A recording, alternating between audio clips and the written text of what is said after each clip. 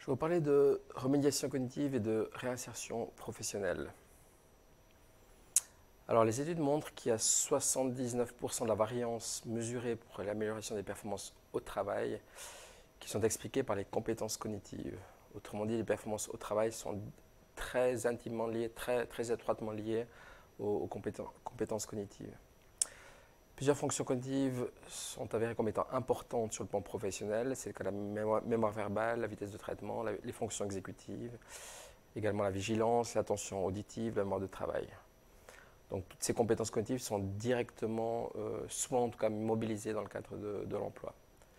Par ailleurs, l'absence d'activité professionnelle peut conduire à la péjoration de la santé mentale et évidemment, s'il y a un déclin des performances cognitives, effectivement, elles seront accélérées s'il y a une absence d'activité professionnelle.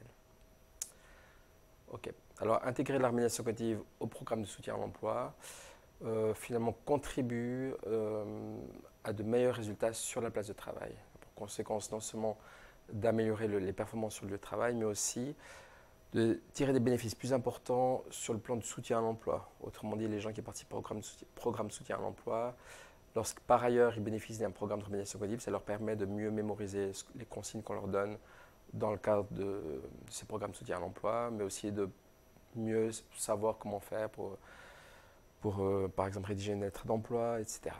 Donc la remédiation cognitive améliore les performances au travail lorsqu'elle est couplée au programme de soutien à l'emploi avec une augmentation des heures de travail et une augmentation de la quantité d'argent gagné, comme c'est mesuré parfois, notamment aux États-Unis. Alors, lorsqu'on demande aux employeurs d'identifier les difficultés rencontrées au travail par leurs employés qui souffrent d'une pathologie psychiatrique, en fait, ils soulignent des problèmes de lenteur, une pauvre qualité du travail, des oublis, mais également une faible capacité de résolution de problèmes, une faible endurance, problème de fatigabilité, aussi un problème de ponctualité. Enfin, toutes ces difficultés finalement sont très intimement liées à la cognition, aux troubles cognitifs.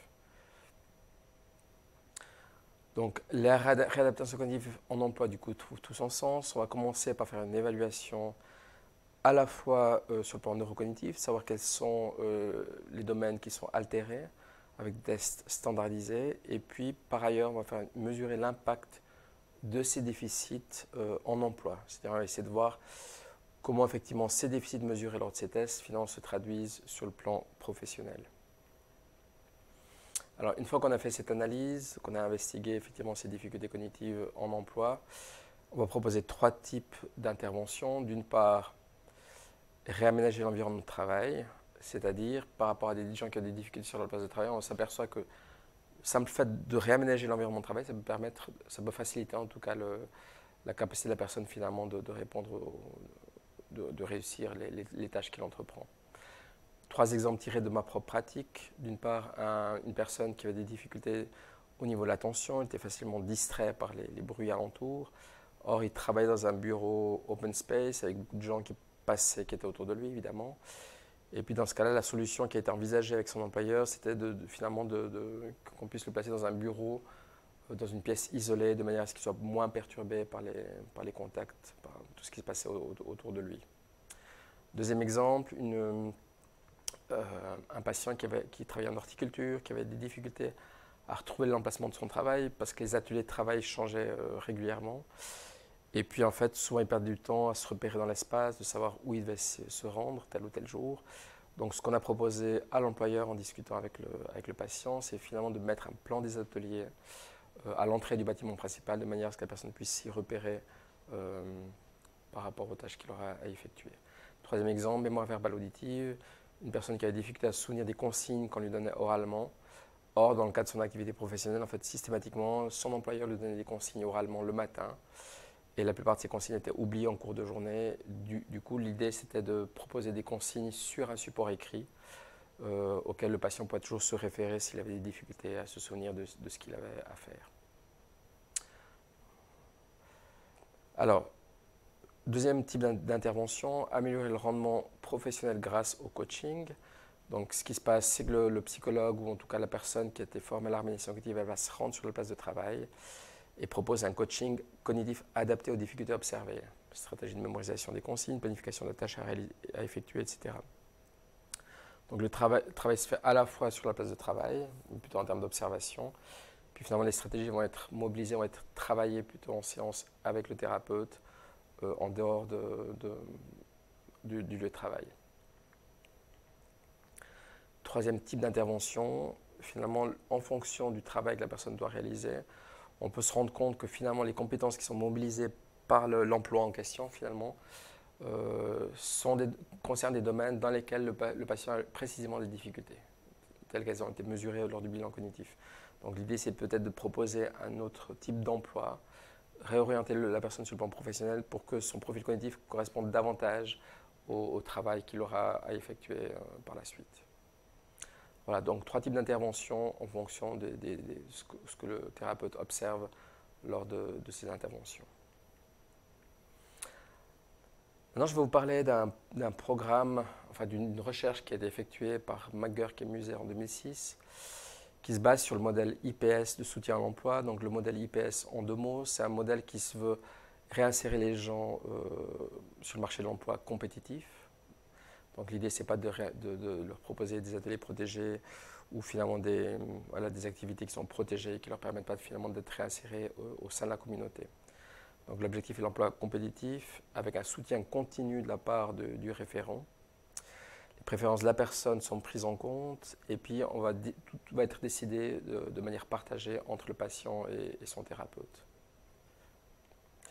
Les référents IPS, donc ceux qui travaillent avec ce programme de soutien à l'emploi, en fait, ils sont conscients que les patients souffrent de troubles cognitifs et fournissent de l'aide spontanément pour les contrer.